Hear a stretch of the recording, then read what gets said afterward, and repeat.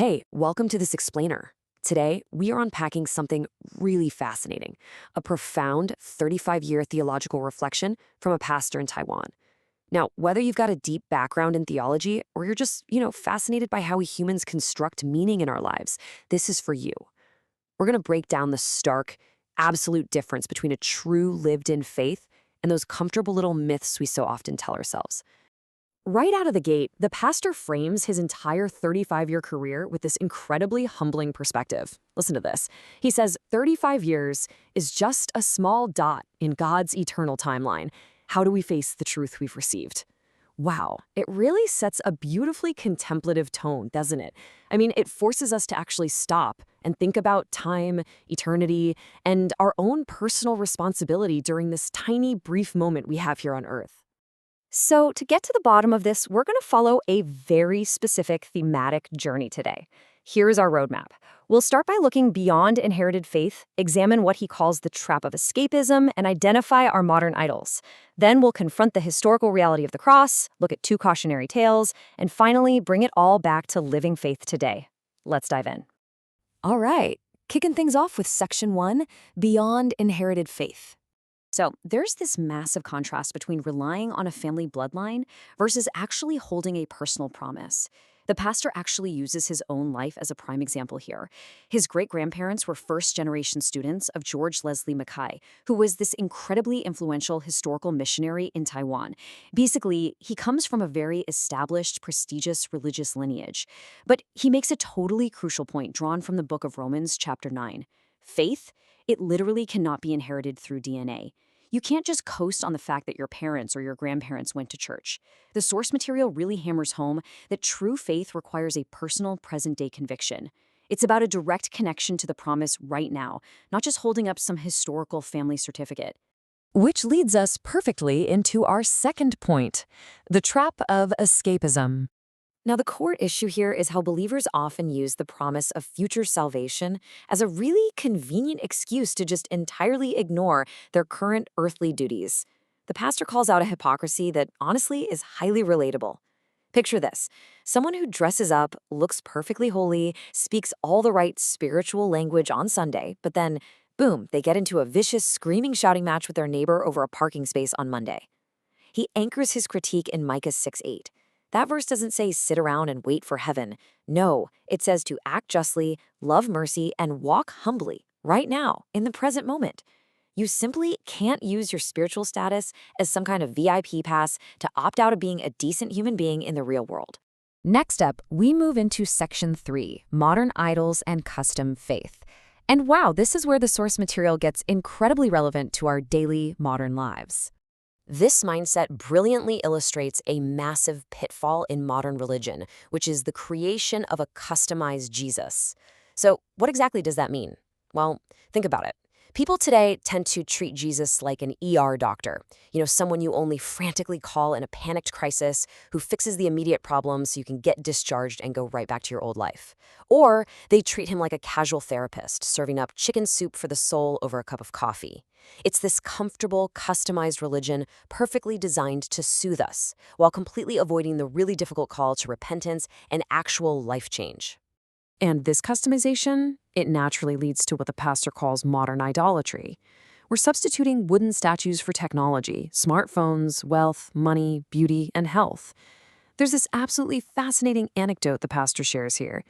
He mentions how people in Hualien will go to the local wholesale store to buy bulk food, and they'll completely ignore the traditional idol shop across the street. They're proudly thinking to themselves, well, I don't buy carved wooden idols, so I'm a good, solid believer. But then, they spend their entire day obsessively glued to their smartphone screens. They're endlessly chasing wealth or constantly obsessing over their physical appearance. The source points out a really harsh truth. Sure, the tangible wooden statues might be gone from our homes, but these intangible modern idols, they are absolutely ruling our lives. All right, having completely dismantled those comfortable myths, Section 4 shifts our focus to the stark, unfiltered reality of the cross. Just think for a second about the modern interpretation versus the actual historical reality. Today, when someone says pick up your cross, we might literally imagine putting on a beautiful, shiny piece of 24-karat gold jewelry while sitting comfortably in a nice air-conditioned room. But the pastor completely strips away that modern sanitization. He reminds his audience that historically, in the Roman Empire, the cross was a horrific, gruesome instrument of torture and execution. It was strictly reserved for severe criminals. When Jesus said to follow him and carry the cross, his original students would have heard that as a terrifying invitation to immense hardship, sacrifice, and danger. Definitely not a golden ticket to a wealthy, trouble-free life. And because of that brutal reality, faith just cannot be viewed as a single one-and-done event. It is not a 100-meter sprint, and it's certainly not just day one, point of baptism, where you get a certificate and boom, you're magically guaranteed a perfect life. Not at all. It is a grueling marathon. You will face daily, earthly challenges. By year 5, you're going to hit deep valleys of hardship, maybe depression or illness. By year 20, and that requires massive endurance all the way until year 50 or whenever your final rest actually comes. Faith is a continuous, unbroken line of holding on. It's not just a single snapshot in time. To really drive this point home, Section 5 presents 2 stark cautionary tales. These biblical examples absolutely shatter our assumptions about what actually keeps a person faithful. Take King Solomon, for example. The guy literally had everything: 60 years of life, immense God-given wisdom, incredible wealth. He even built the Grand Temple. Yet over time, he allowed himself to be seduced by foreign idols, and his kingdom was ultimately divided. On the flip side, look at Judas Iscariot. Honestly, you couldn't ask for a better spiritual environment. He spent 3.5 years in close physical proximity to Jesus, witnessing completely mind-blowing miracles firsthand. But his ultimate downfall? Greed. He sold his teacher for 30 pieces of silver. The pastor uses these 2 very different examples to powerfully illustrate that neither vast intellectual wisdom nor close physical proximity to miracles guarantees that you will finish the marathon. You have to actively maintain your devotion, day after day, over time. Which brings us to our final section, synthesizing everything we've talked about, living faith today.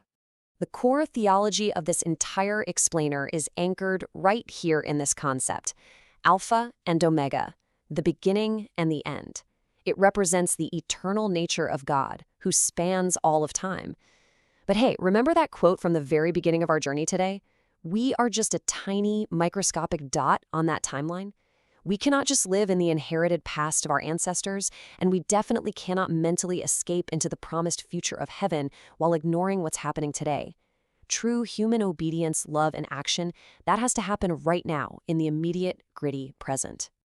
Which leaves us with this final, incredibly provocative question from the source material to end on.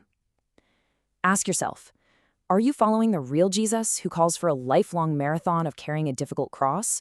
Or are you following a comfortable, customized Jesus that you created just to suit your own modern lifestyle? It's a really challenging thought, isn't it? It demands some genuine self-reflection. Thank you so much for joining me on this explainer. I really hope this deep dive into 35 years of pastoral wisdom has given you something profound to chew on today.